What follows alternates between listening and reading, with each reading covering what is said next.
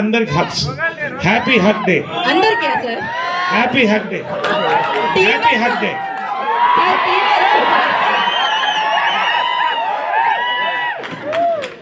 అమ్మా మిమ్మల్ని కూడా హగ్ చేద్దామని వచ్చాను.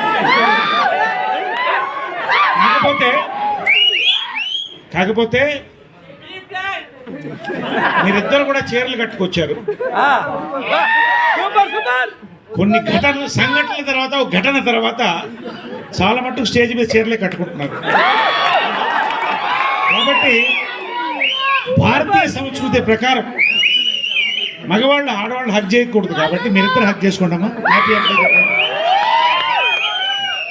ఇది ఇక్కడి నుంచి చైన్ హగ్ ఇద్దాం అనుకున్నాను. అక్కడ గీతా భగత్ ఉంది. అమ్మ నీ డ్రెస్ కూడా భారతీయ డ్రెస్ కిందే పరిగణిస్తాను.